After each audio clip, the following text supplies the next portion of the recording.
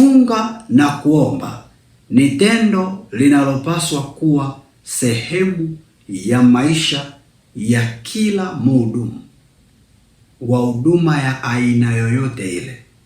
Anapaswa kuishi maisha ya kufunga na kuomba. Kufunga na kuomba kunapaswa kuwa sehemu ya maisha ya kila aina ya mhudumu anayehudumu katika huduma yoyote ile, iwe ni muombaji, iwe ni muinjilishaji, iwe ni mhudumu na mtumishi wa Mungu yoyote, anapaswa kuishi maisha ya kufunga na kuomba kila wakati.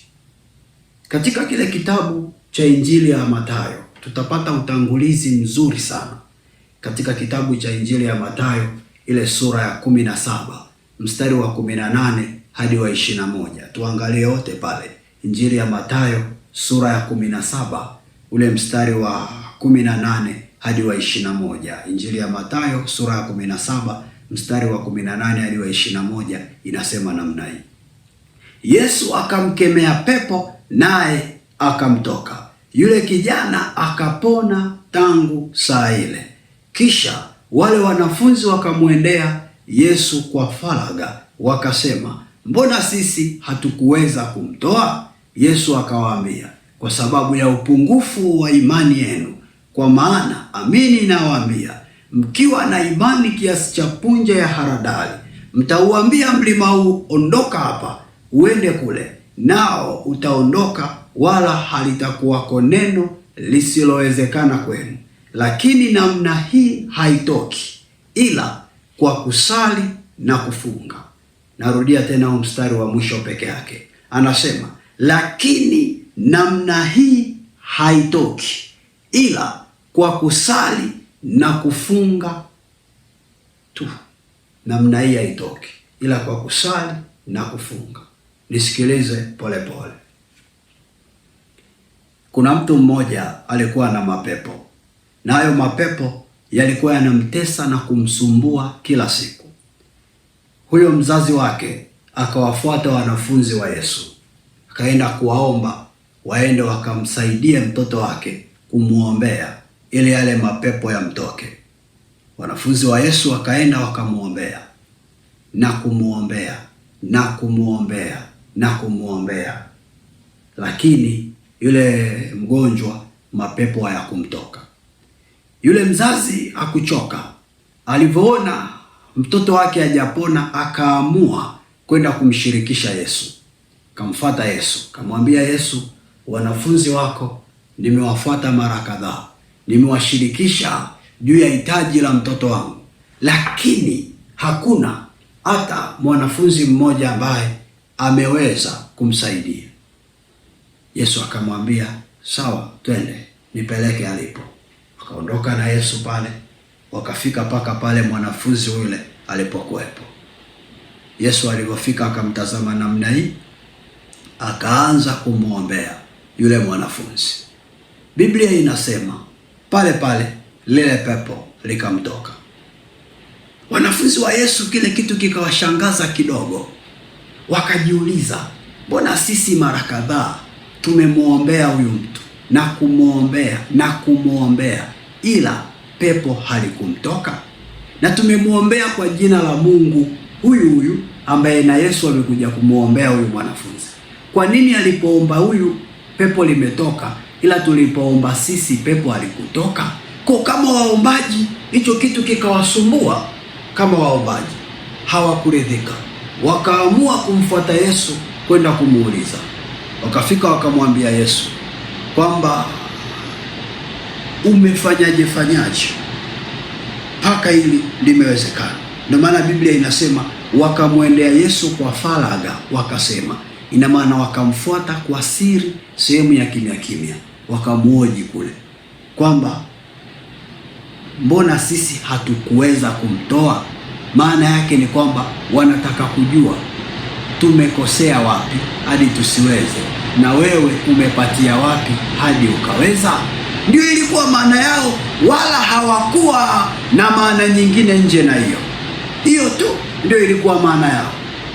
Na Yesu pale pale akawaambia kwamba kama mngekuwa na imani kiasi cha punje ya haradali, mtauambia mlima ung'oka na ungewatii. Kwa Yesu kwanza akawaonyesha kitu cha imani, ili kuwajulisha kwamba ni imani iliyokubwa ndani yake ndio iliyomwezesha maombi yake kufanya kazi ya kumtoa yule pepo. Narudia tena hii kauli, imani iliyokuwa ndani yake ndio iliyomwezesha kumtoa yule pepo. Afu akawaambia kitu kingine cha pili, akawaambia namna hii haitoki ila kwa kusali na kufunga. Maana yake Yesu ni nini?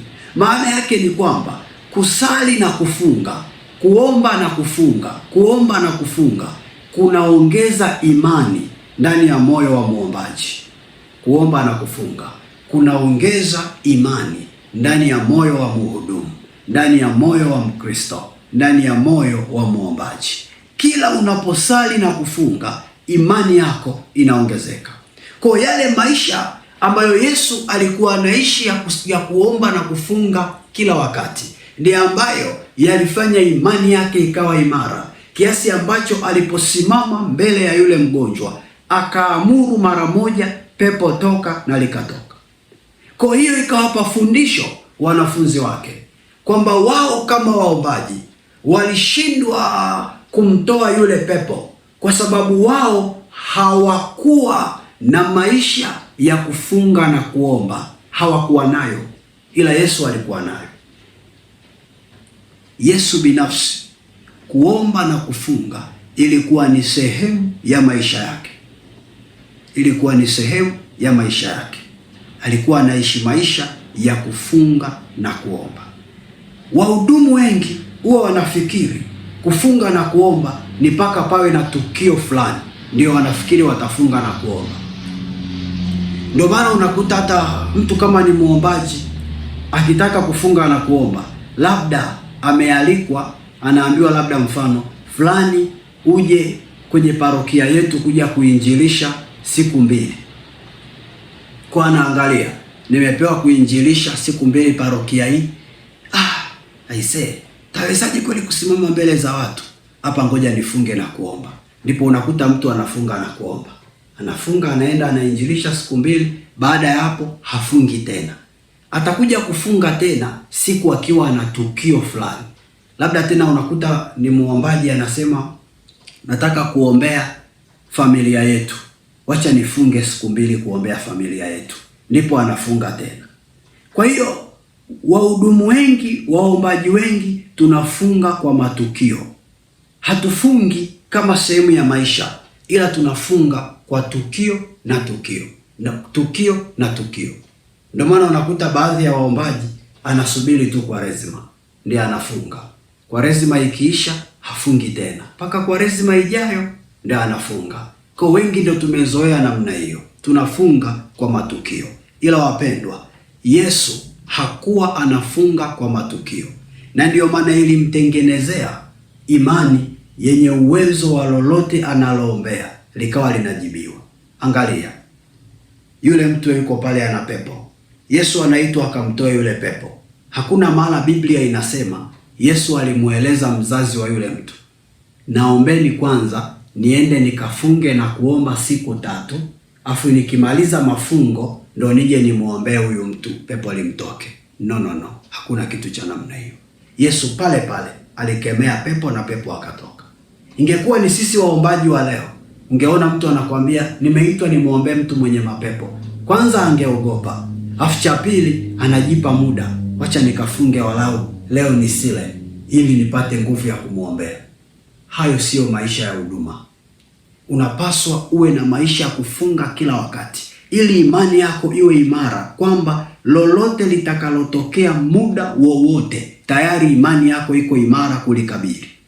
Usiwe mtu ambaye unaweza kulikabili lile na lile na lile na lile, hauliwezi. Muombaji lazima uhakikishe imani yako ina uwezo wa kukabili kila hali iliyoko mbele, na hata bado haijatokea, wewe uwe na uwezo wa kuikabili, na kitakachokuwezesha ni kuishi maisha ya kufunga na kuomba. Je, kama tunaelewa watu wa Mungu wale hawa, Kile kitabu cha Yohana sura ya 4, Injili ya Yohana sura ya 4, kuna fundisho pale. Injili ya Yohana sura ya 4 ule mstari wa 31 hadi wa 34.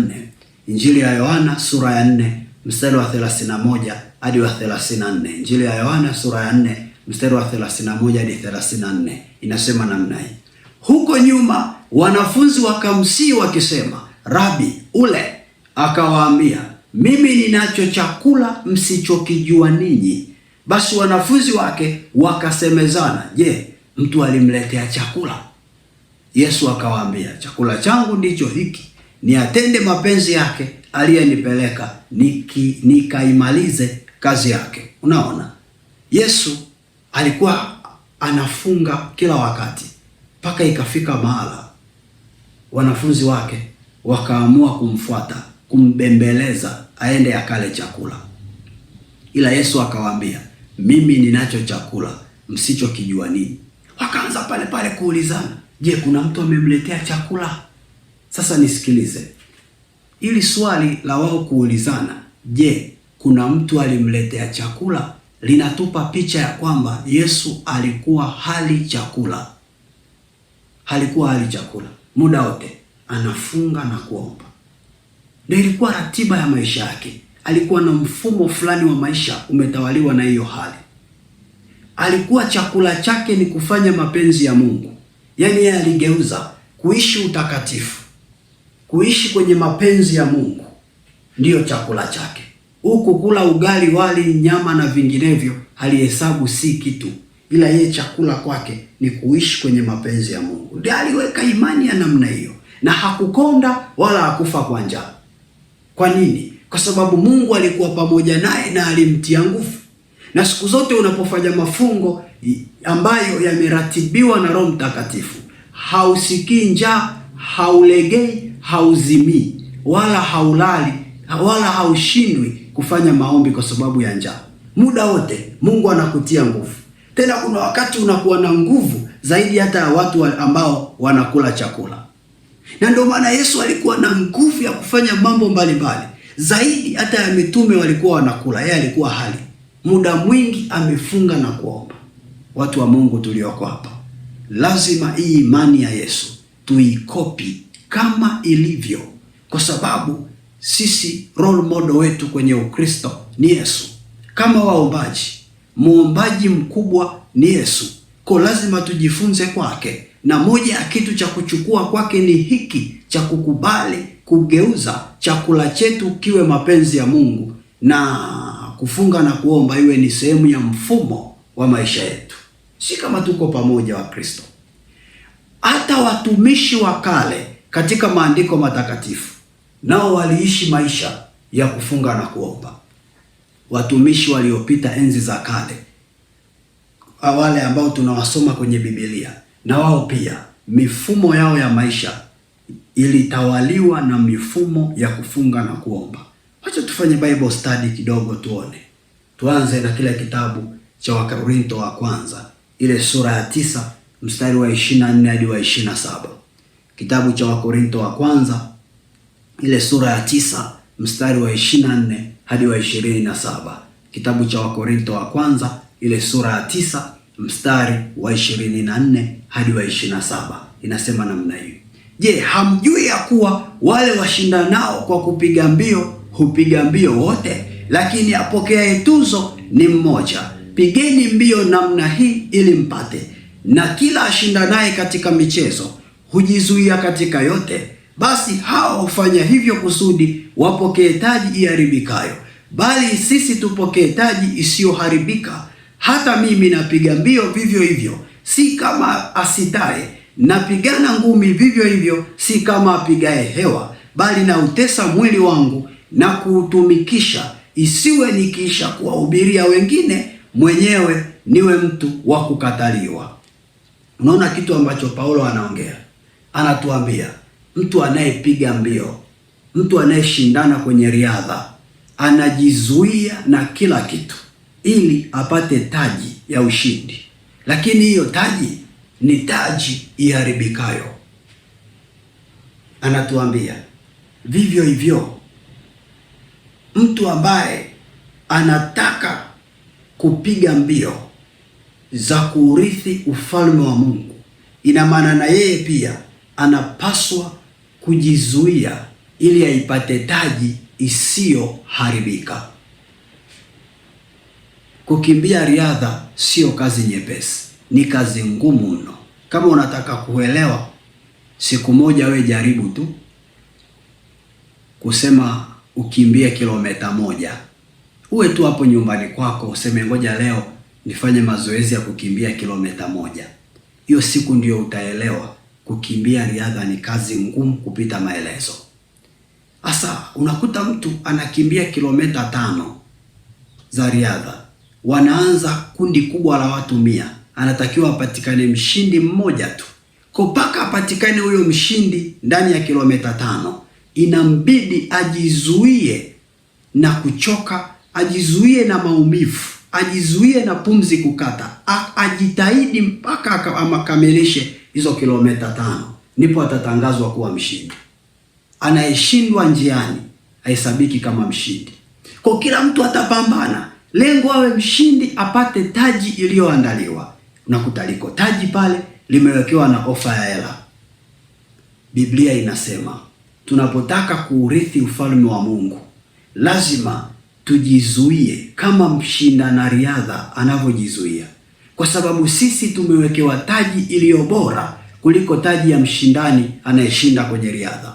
Wa riadha anaweza akawekewa milioni 100, lakini sisi tuna taji ya uzima wa milele ambayo thamani yake ni kubwa kuliko fedha. Shida inapoanzia, si waombaji wote tuna moyo wa kujizuia. Wengi tunajionea huruma, na ndio maana hata mtu ukimwambia funga anaogopa. Mtu ukimwambia funga anaanza kuogopa. Anaogopa vidonda vya tumbo, mwingine anaogopa njaa, mwingine anaogopa kupata tonsils. Yaani mtu anakuwa na sababu na visingizio kede ukimweleza kitu cha kufunga. Mwingine anakwambia kwani Kwaresima imefika?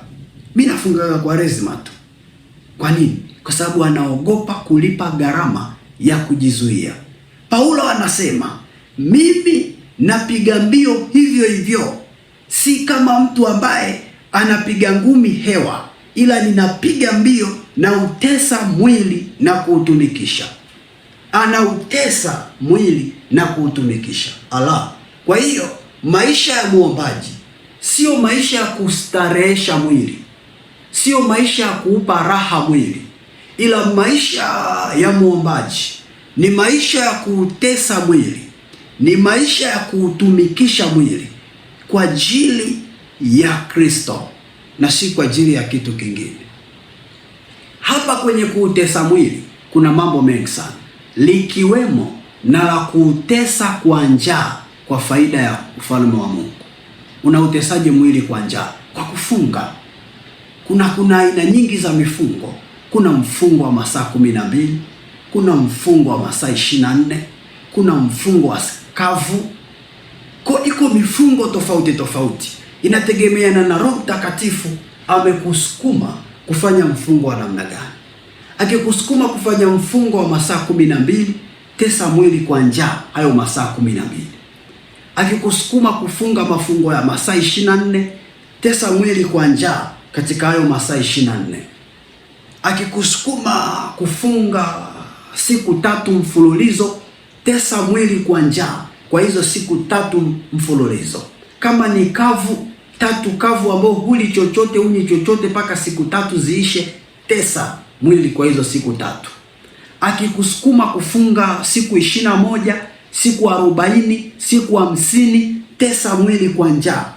Cha msingi tu umefuata ule msukumo wa Roho Mtakatifu ulioko ndani. Usifunge kwa kuiga, usifunge kwa mazoea, ila fuata msukumo wa Roho Mtakatifu ulioko ndani. Kwa Roho Mtakatifu atakapokuletea huo msukumo, usimkatalie kwa kuanza kumwekea excuse ambazo ni unnecessary excuse. Unaweka ruhusa na samahani zisizokuwa na maana. Naogopa, sijawahi, nikipata vidonda vya tumbo itakuwaje? Nisikilize. Anayefunga kwa kuongozwa na Roho Mtakatifu haumwagi vidonda vya tumbo kwa ajili ya hayo mafungo. Mimi nimeanza kufunga miaka mingi sana. Usinione hivi, mimi ni mkongwe. Nimeanza kufunga muda mrefu sana na nimefunga karibuni kila staili ya mafungo na sijawahi kupata vidonda vya tumbo, na ninamwamini Mungu sitakuja kuvipata. Sijawahi kuumwa nikalazwa hospitali eti kwa sababu nimefunga, kwamba amefunga sana ndio maana ameishiwa kinga mwilini amelazwa hospitali. Haijawahi tokea. Na nimefunga karibuni kila aina ya mafungo. Kwa nini? Kwa sababu Roho Mtakatifu ukifunga mfungo wake anakupa neema ya kustahimili yote. Hiyo ndiyo raha ya kujitesa kwa ajili ya Kristo. Anakupa neema. Kuna watu hawafungagi, wanakula daily na wanaumwa vidonda vya tumbo, wameandamwa na magonjwa kede. Sasa kuna faida gani? Si bora ukafunga, Mungu akakupa neema, ukaepuka makisukari, ukaepuka mapresha, ukaepuka magonjwa ya ajabu. Kwa sababu kufunga pia kuna faidika katika roho na katika mwili pia. Kuna baadhi ya wataalamu wa afya huwa wanasema kwamba pia fasting, kufunga ni sehemu ya treatment ya mwili, nje na zile faida za kiroho, ila hata kimwili pia ina faida zake. Mpendwa Mkristo mwenzangu ulioko hapa, funga, utafaidika kiroho na utafaidika na kimwili. Utazuia kansa kwenye mwili na utazuia shetani kwenye roho. Wapendwa tulioko hapa, muhimu tu usifunge kwa ajili ya diet, kwa sababu kuna utofauti kati ya diet na kufunga. Usije ukasema nimenenepa sana, ngoja nianze kufunga ili nipungue. Takuwa naomba nisikilize, huo sio mfungo wa Roho Mtakatifu. Mfungo wa Roho Mtakatifu sio diet, ila mfungo wa Roho Mtakatifu ni ibada. Sasa kuna baadhi ya watu wanafanyaga diet, wanasema wanafunga. Kwa hakikisha unapokuwa muombaji usifanye diet kwenye mafungo, ila funga kama ibada ili Mungu akupe neema. Sisi kama tuko pamoja, kanisa la Bwana. Pointi yangu ya msingi ni kwamba tunautesa mwili kwa faida ya roho. Na Paulo anaongea kitu kimoja kimenishtua sana. Kiko hapa. Sijui kama wewe umekiona. Ngoja nikuonyeshe, labda hujakiona. Paulo anasema nikiisha kuwahubiria wengine mwenyewe niwe mtu wa kukataliwa. Unaona hako kaneno kwamba kumbe unaweza ukapewa kipawa cha kuwa mtumishi wa Mungu, ukatumikia we, afu mwishoni ukakataliwa na Mungu. Hiyo kitu ni mbaya. Ndio maana Paulo anasema na utesa mwili wangu ili nisije kukataliwa. Hebu fikiria, leo we ni muombaji, ujitese kujinyima usingizi usiku, uamke kuomba, ujitese kwa kufunga, ujitese kwa mambo mbalimbali, afu mbingu uje uikose. Si hasara hiyo?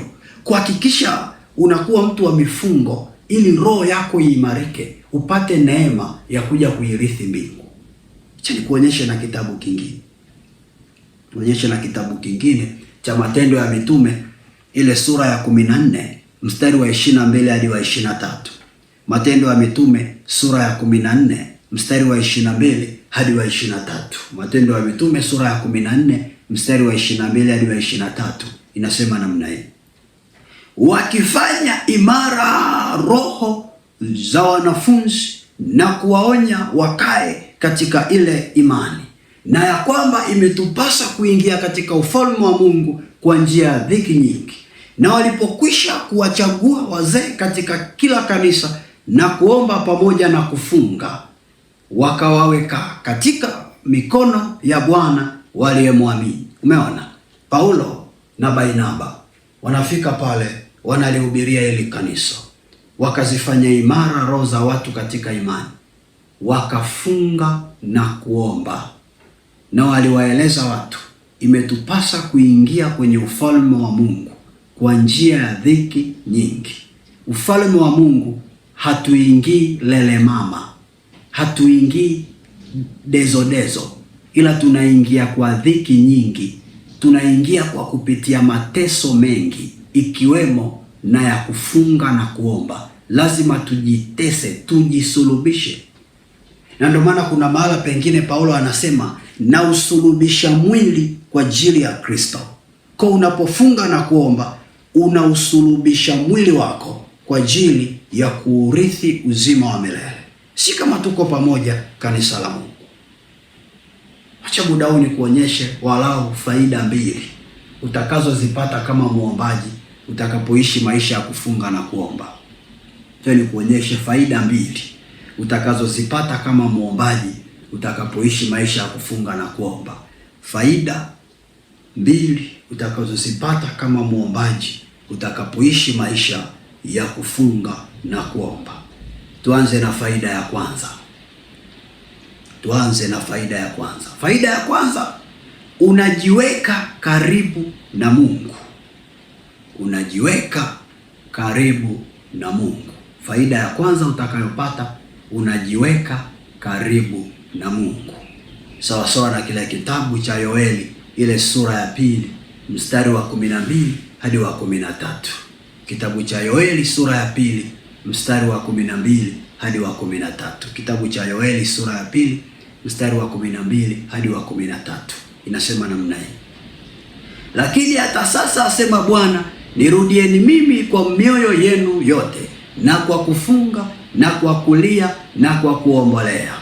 Rarueni mioyo yenu, wala si mavazi yenu, kamrudie Bwana Mungu wenu, kwa maana yeye ndiye mwenye neema, amejaa huruma, si mwepesi wa hasira, ni mwingi wa rehema, naye hugairi mabaya. Kwa katika hili neno Biblia inasema, lakini hata sasa, asema Bwana, nirudieni mimi kwa mioyo yenu yote. Nirudieni kwa kufunga, kwa kulia na kwa kuombolea. Hawa watu walikuwa wako karibu mbali na Mungu. Walikuwa wako mbali na Mungu. Ndio maana Biblia ikasema, lakini hata sasa, asema Bwana, nirudieni. Wangekuwa wapo karibu, asingewaambia nirudieni. Huwezi kumwambia mtu aliye karibu yako nirudie, kwa sababu si tayari uko naye. Kwa aliwaambia nirudieni mimi, kwa sababu walikuwa wako mbali na yeye. Ndio maana akawaambia nirudieni, na akawaelekeza mambo kadhaa ambayo wanapaswa kuyafanya ili ionekane wamemrudia. Akawaambia nirudieni mimi kwa mioyo yenu yote. Kwa la kwanza ni mioyo yao iadhimie kumrudia Bwana. La pili anasema na kwa kufunga. Na kwa kufunga. Hii tu ndio nilitaka uipate, kwa sababu ndio inaendana na somo letu. Na kwa kufunga. Kwa hiyo kufunga, kuombolea, kufunga, kumlilia Mungu ni ishara ya kumrudia Bwana. Ni ishara ya kumkaribia Bwana. Kufunga ni ishara ya kumkaribia Bwana. Kwa kila utakapofunga, unakuwa unajisogeza karibu na Bwana. Maisha yetu yanatuweka mbali na Mungu kutokana na madhaifu tulio nayo, dhambi tunazotenda na makwazo mbalimbali hapa duniani. Hakuna mtu ambaye hatendi dhambi. Kila mtu anaanguka kwa sehemu yake. Sasa unapokuwa mtu wa kufunga na kuomba, inakufanya uwe mkamilifu katika kiwango ambacho huwezi tena kutenda dhambi. Na ndiyo maana kuna watu wanaishi kabisa bila kutenda dhambi na wanaweza. Na unaweza ukashangaa wanawezaje? Ni kwa sababu kiviwango vyao vya ukaribu na Mungu vimeongezeka. Kwa kama muombaji, lazima utamani kama uko na Mungu umbali huu na umbali huu. Kila siku uzidi kusogea hadi mwisho wa siku muwe zero distance. Namna hii muwe bounded, muwe tied namna hii. Kwa nini? Kwa sababu unafunga na kuomba. Kule kufunga na kuomba kunatengeneza neema na matokeo kwenye ulimwengu wa roho ya kukuponya udhaifu wa ndani, kukuondolea vilema mbalimbali ulivyo navyo, kukuondolea makandokando ulio nayo, kukuondolea udhaifu ulio nao, kukusaidia uweze pale usipoweza, kukusaidia ushinde vishawishi vile uvinavyo kushinda nguvu, kukusaidia uwe na upako wa kumshinda shetani. Na kadiri unavyozidi kuwa na huo uwezo, ndivyo unavyozidi kufikia ukamilifu wa kuwa karibu na Mungu. Kwa ukifunga na kuomba unanufaika na hilo. Tuangalie faida ya pili. Faida ya pili. Unarejesha hali ya kiroho na kimwili katika maeneo yanayohitaji urejesho katika maisha yako. Unarejesha hali ya kiroho na ya kimwili katika kila maeneo yanayohitaji urejesho kwenye maisha yako. Unarejesha hali ya kiroho na kimwili katika maeneo yanayohitaji urejesho katika maisha yako, sawa sawa na kile kitabu cha Mambo ya Nyakati wa Pili, ile sura ya 7 mstari wa 14. Mambo ya Nyakati wa Pili sura ya 7 mstari wa 14. Mambo ya Nyakati wa Pili sura ya 7 mstari wa 14 inasema namna hii: ikiwa watu wangu walioitwa kwa jina langu, sikia hiyo, watajinyenyekesha na kuomba na kunitafuta uso wangu na kuziacha njia zao mbaya, basi nitasikia toka mbinguni na kuwasamehe dhambi yao na kuiponya nchi yao.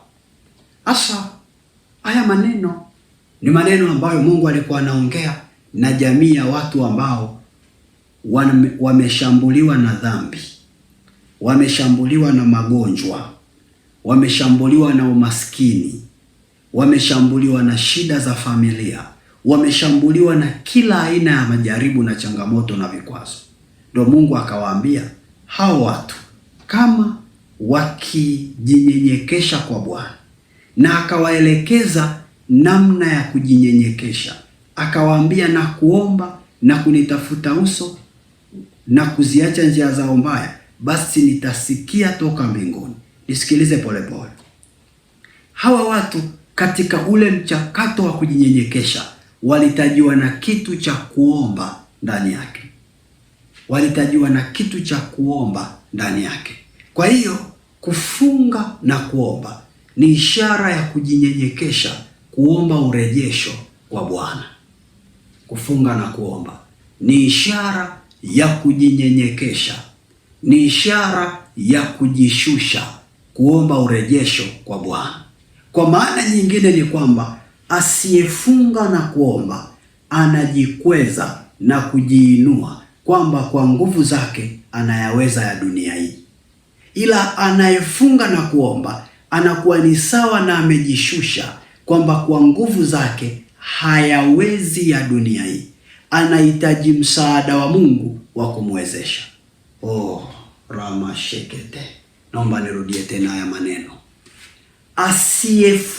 Asiyefunga na kuomba anakuwa ni sawa na anajikweza, anajiinua kwamba kwa nguvu zake anayaweza ya dunia hii, hahitaji msaada wa Bwana. Ila anayefunga na kuomba ni ishara ya kujinyenyekeza kwamba kwa nguvu zake hayawezi ya dunia hii, anahitaji msaada wa Bwana umwezeshe. Na ndiyo maana asiyefunga na kuomba hana matokeo makubwa kwenye maisha yake, ila anayefunga na kuomba mambo yake yanakuwa na matokeo makubwa.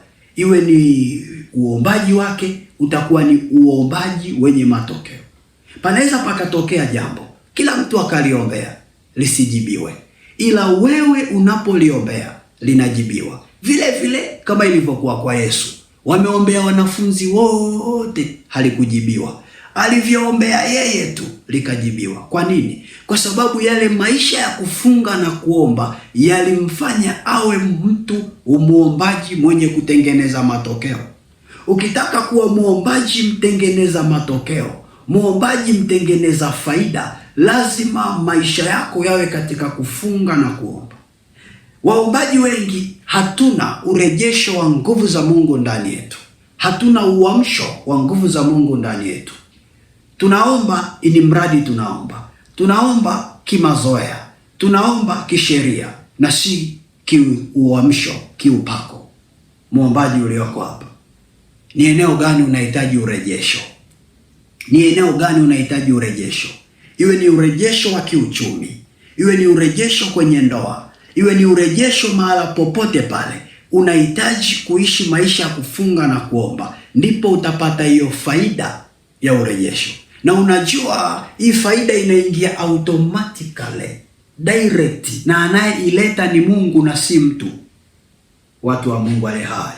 tunafunga na kuomba kwa ajili ya Bwana na si kwa ajili ya mwanadamu, na ndio maana anayekupa faida ni yeye. Mungu akusaidia kuelewa. Acha muda huu ni kuonyesha kipengele kingine kinachoitwa unapofunga uwe na nia. Unapofunga uwe na nia. Hakikisha kila unapofunga, kila unapofanya maombi ya kufunga na kuomba, usifanye tu ni mradi kufanya, ila uwe na nia maalum unayoiombea siku hiyo katika huo mfungo wako. Kama ni mfungo wa siku moja, uwe na nia maalum unayoombea kwenye huo mfungo wako wa siku moja. Kama unafanya mfungo wa wiki nzima au mwezi au siku 40, inategemeana na Roho Mtakatifu amekusukumaje huku ndani. Funga ukiwa na nia maalum ya kuombea kwenye hayo mafungo, nia maalum ya kutafuta uso wa Bwana kwenye hayo mafungo. Usifunge bila kuwa na nia. Kufunga bila kuwa na nia ya kujipa muda kuiombea ni sawa na umeshinda na njaa, ni sawa na umejitesa bure. Asa, kwa nini ujitese bure? Kwa nini iwe ni sawa na umeshinda njaa? Ndio maana unapofunga, jipe nafasi ya muda wa kusali kwa ajili ya ile nia iliyoko ndani yako kwenye huo mfungo, ili upate faida kamili za hayo mafungo. Watu wengi wanafunga, ila wanaopata faida ni wachache. Wengi wanakuwa ni sawa na wameshinda na njaa, na si ajabu kumkuta mtu amezimia kwa sababu ya kufunga, amepata vidonda vya tumbo kwa sababu ya kufunga. Kwa nini? Kwa sababu ni mshinda njaa na sio mfungaji halali. Mungu akusaidie kuelewa. Twende tuangalie wote kile kitabu cha Yona, kuna kitu tupate. Kitabu cha Yona ile sura ya 3 mstari wa 7 hadi wa 10. Kitabu cha Yona sura ya 3 mstari wa 7 hadi wa 10 inasema namna hii.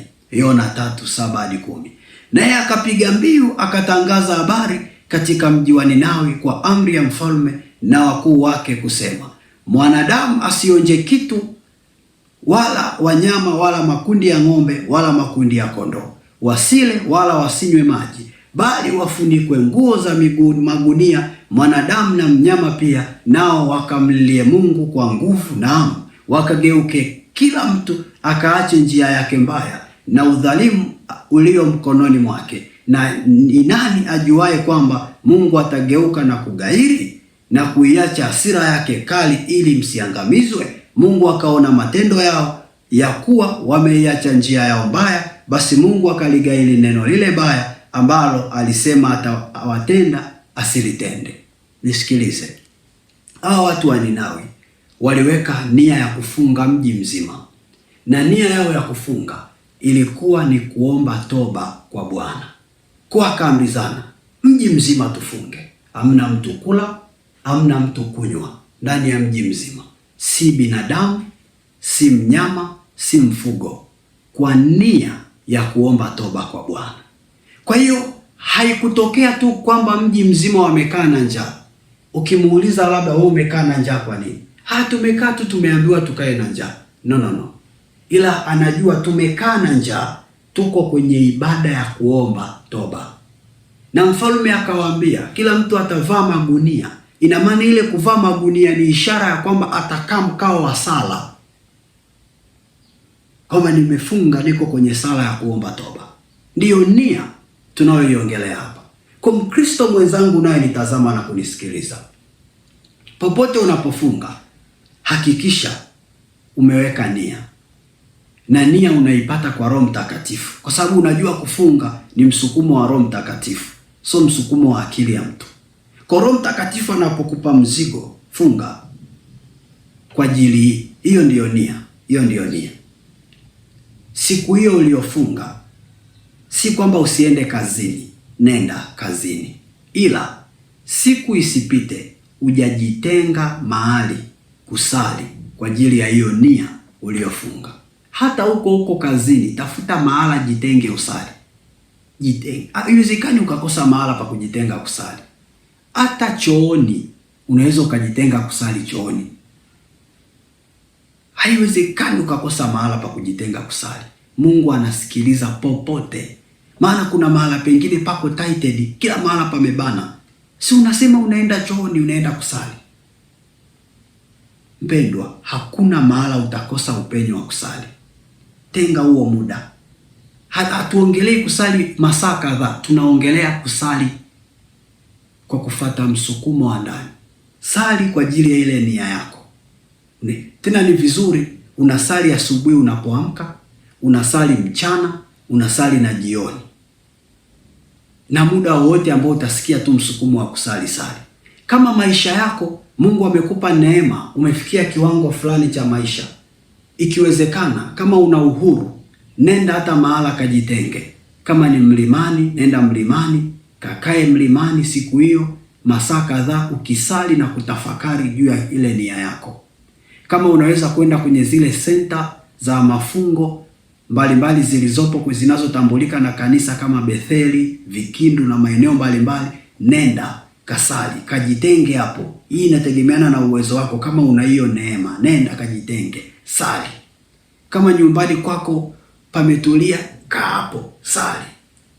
Mimi kuna wakati nikiwa kwenye mafungo yangu, mara nyingi nimezoea kuna mahala huwa kuna mlima, naenda pale mlimani kukaa, naombea, au naenda kusali kwenye mlima fulani wa njia ya msalaba. Naenda hapo, nashinda hapo masaa kadhaa, muda kadhaa, dakika kadhaa, nikiombea zile nia na kutafakari. Nitaombea nia, utasoma na Biblia, utakaa ukimya, yaani utafanya vile Roho Mtakatifu atakavyokusukuma. Ni siku yako ya kujiimarisha, wala hauna haja ya kurashi, hauna haja ya kukimbiza. Unatulia pole pole, kwa sababu ni siku yako ya wewe na Mungu. Na ndio maana pia kama una uhuru, ukigundua Mungu anasema na wewe kwenye maono, ukifunga, jipe na muda wa kulala mchana. Jipe na muda wa kulala mchana. Kwa nini ulale? Ili pale umesali kwanza, baada ya kusali na kumaliza, afu soma Biblia, afu lala. Kwa nini unalala? Ili umpe nafasi Roho Mtakatifu kwenye ule usingizi aseme na wewe kitu. Na utaona anasema na wewe. Sasa hii ninaisema kwa wale ambao mara nyingi unakuta Mungu anaongeaga na nyie kwa njia ya maono au ndoto. Kama unajua anaongeaga na wewe kwa njia ya nyimbo, tulia, ukimya, akupe yani Roho Mtakatifu akaliliki, anaweza akakupa nyimbo siku hiyo, akakubadilishia, akakupa mstari. Ndio maana mpe muda. Yaani kama una nafasi, hebu mpe muda, usijibane bane. Otherwise kama kazi yako inakubana, funga, mtasali ukiwa huko kazini. Ila kama unaka uhuru fulani, jipe muda na Bwana. Wapendwa, ninatamani kila mtu hapa aishi haya maisha ya kufunga. Na ndio maana muda huu nitaomba kila muombaji aliyoko hapa awe na ratiba ya kufunga kwenye maisha yake, walau mara moja kwa wiki. Kila wiki tenga siku moja ya kufunga. Wiki nzima isipite hujafunga siku moja. Sasa sijajua kama mahali hapa mna hiyo ratiba. Sisi binafsi kwenye mahala ninapohudumu mimi, huwa tuna ratiba yetu. Kila Jumatano hatuli chakula, ni siku yetu ya kufunga hadi jioni. Kila Jumatano. Na imezoeleka hivyo. Na kila mtu ikifika Jumatano anajua kabisa leo ni siku yetu ya kufunga. Siku hiyo tunafunga, tunapata neno, tunakaa kimya, tunajiimarisha tu huku ndani. Na unajua tunapofunga tunakuwa na nia. Na sisi nia yetu kuu huwa ni kuomba kuimarika uhusiano wetu na Mungu. Kwa sababu hilo ndio la msingi kuliko yote. Mahusiano yangu na Mungu yakiwa mabaya, siwezi kusimama hapa nikahubiri ukanielewa. Siwezi kufanya lolote hapa likaleta matokeo, kwa sababu mahusiano yangu na Mungu ni mabaya. Ila mahusiano yangu na Mungu yakiwa mazuri, kila nitakaposimama hapa utapokea, utafunguliwa na utabarikiwa na utapata msaada. Kwa nini? Kwa sababu mimi kama mtumishi, kama chombo, tuna uhusiano mzuri na anayenitumia. Na ndio maana sisi mara kwa mara tunafunga tukiomba kila Jumatano mahusiano yetu na Mungu yaimarike. Nje na hiyo pia tunakuwa na nia binafsi ya kila mmoja kadiri ya mahitaji yake. Mwingine anahitaji la uchumi, mwingine anahitaji la ndoa, mwingine anahitaji la watoto. Kwa kila mmoja anaunganisha kwenye hiyo nia mama tulionayo, unaweka na hitaji lako pale. Kwa na nyie pia mnaweza mkawa siku yenu maalum. Kama mnayo hongereni, kama hamna anzisheni siku maalum ya kufunga. Mnakuwa na nia yenu ya pamoja, na unaweka na nia yako pia. Na unajua kwenye hizi nia usiwe mbinafsi. Usijitungie nia kwa akili yako ukajiwekea nia zote za kujinufaisha wewe. Weka nia mama ya kutaka ukaribu kwanza na Mungu, afu mengine ndio baadaye. Shida waombaji wengi, anafunga ili awe na upako, anafunga ili kuombea mtaji. Huo ni ubinafsi. Anza kwanza. Wakati mwingine sema nafunga ili Mungu uniponye nikupende zaidi. Yaani unampendelea Mungu kwanza, afu ndo unaweka vya kwako. Naweza nikaongea mengi, lakini Roho Mtakatifu ananiambia wameelewa, wameelewa. Ndio kitu Roho Mtakatifu ananiambia. Kwa kama umeelewa, wacha tumshukuru Mungu. Wacha tumshukuru Mungu. Na ninataka nikuombee maombi maalum ya kuamshiwa nguvu za Mungu ili utembee kwenye upako ulioupokea kwenye haya mafundisho, ili maisha yako yote yakawe ya matokeo. Sema haya maneno pamoja na mimi. Sema Bwana Yesu. Sema tena Bwana Yesu. Sema tena Bwana Yesu. Ninasogea mbele zako mimi mtoto wako. Ninakuomba Bwana unisamehe maeneo yote ambayo nimekosea, maeneo yote ambayo nimetenda dhambi. Sema Bwana Yesu, naomba unisamehe. Sema Bwana Yesu, naomba utakase moyo wangu, naomba utakase akili zangu, naomba utakase mawazo yangu, naomba utakase fikra zangu. Sema Bwana Yesu, naomba utakase hatua zangu. Nisaidie Bwana Yesu, nisaidie Bwana Yesu. Sema tena kama mimi ninavyosema. Nisaidie Bwana Yesu, niwe na moyo wa ibada, niwe na moyo wa ibada, niwe na moyo wa kukuabudu, niwe na moyo wa kukuabudu. Naomba unipe moyo wa kukuabudu, naomba unipe moyo wa kukuabudu, ili siku zote za maisha yangu nisiabudu kitu kingine, nisiabudu miungu mingine, nikuabudu we Bwana peke yako, nikutukuze we Bwana peke yako, nitembee na we Bwana peke yako. Rapakarashakata.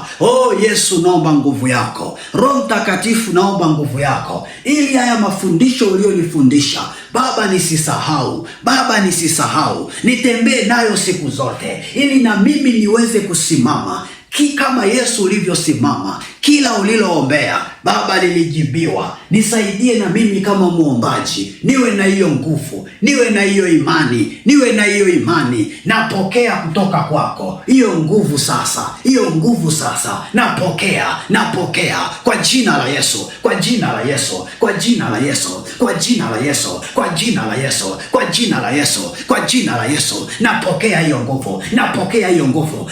Endelea kusema kwa jina la Yesu, endelea kusema kwa jina la Yesu, napokea hiyo nguvu. Endelea kusema kwa jina la Yesu, napokea hiyo nguvu. Endelea kusema kwa jina la Yesu, napokea hiyo nguvu. Endelea kusema, endelea kusema.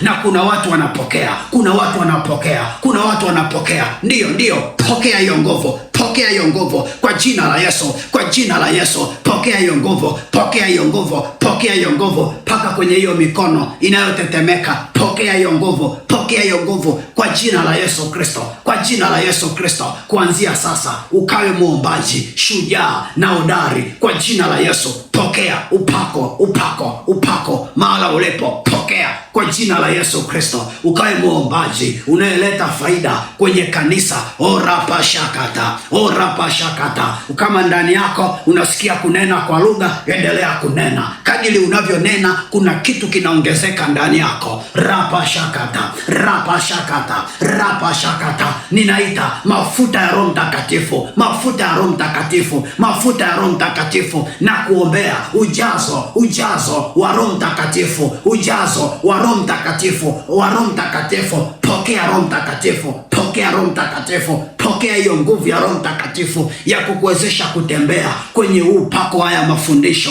kwenye upako, ili tutakavyo kuona mwakani, miaka 10 ijayo, hata miaka kadhaa ijayo, usiwe umepotea njia, uwe uko kwenye mstari ule ule, kwa sababu ndani yako kuna mafuta ya Roho wa Bwana anayekuongoza. Pokea Roho, pokea Roho, pokea kwa jina la Yesu.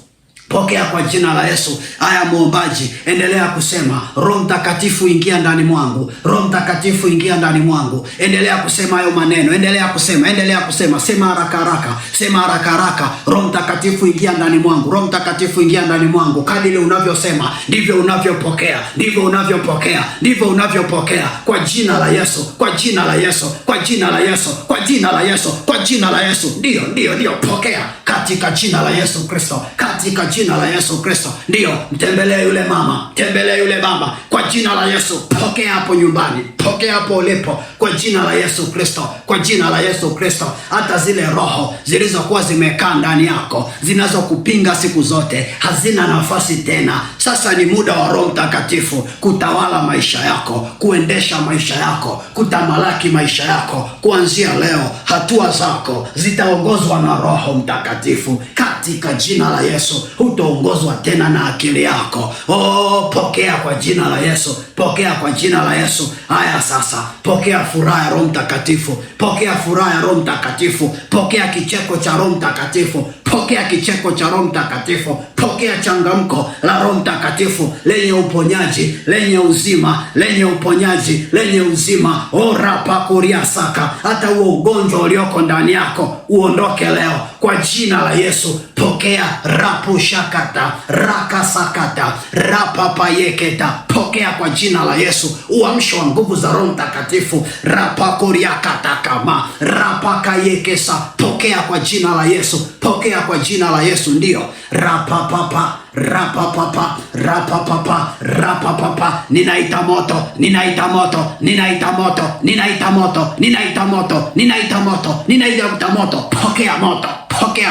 Pokea moto ndani yako. Moto uwake kwenye huo moyo. Usikie tu kiu ya maombi muda wote, kiu ya kumwabudu Mungu isiyokauka. Chemi za uzima zitililike kwenye huo moyo kuanzia leo. Pokea oraposhaka. Pokea rapapapa reposhakata orapapa koriaka reketakanda repopoyokosa. Ni saa yako. Pokea mafuta katika jina la Yesu. Kila utakapokuwa usione aibu kuomba. Ukiwa unatembea ukawe mtu wa maombi. Ukiwa umekaa ni mtu wa maombi. Ukiwa kwenye gari mtu wa maombi. Ukiwa ofisini mtu wa maombi. Popote ulipo, hata ukiwa unapika ni mtu wa maombi. Huo upako pokea kwa jina la Yesu Kristo. Ukavu hauna nafasi kuanzia leo. Rapakariakata repopopopo rakasakata reposhakata. Ni saa yetu sasa ya kuangaza. Stand up when you rise. Raposhikiti rapapapapapapa rapandekesha robo shakandeke sakanda. Kiburi cha uzima hakina nafasi. Unyenyekevu ukuingie. Roho ya kujishusha na kufundishika. Rapo shakatakaria repopo robo koria kandarabaseke. Upendo wa Mungu ukuingie ili uwe na maisha yenye ushuhuda. Rabo shandarabasiki. Hakika Baba, tunaliinua jina lako. Hakika Baba, umesema na sisi katika siku hizi 10. Wewe ni Mungu pekee umezungumza. Baba, wewe sio mchoyo. Ndio maana umetujaza na kutushibisha mafuta. Hakika tumekunywa, tumekula, tumeshiba. Rapakoriandeke sakata. Baba, tunakusifu tu Jehova na kukuabudu. Tunakiri hatuna mwingine kama wewe. Hakika ni wewe uliyesema na sisi. Baba, usifiwe Mwokozi. Uinuliwe na kuabudiwa. Ni wewe pekee uliyesema na sisi. Ni wewe pekee uliyetufundisha. Hakuna mwingine kama wewe. Nani kama wewe? Nani kama wewe? Yesu Mwokozi, Mfalme mkuu, takatifu. Imba, nani kama wewe? Nani kama wewe? Nani kama wewe? Yesu Mwokozi, Mfalme mkuu, takatifu. Nikuache na uwimbo. tukutane kwenye conference call. Hatujamaliza.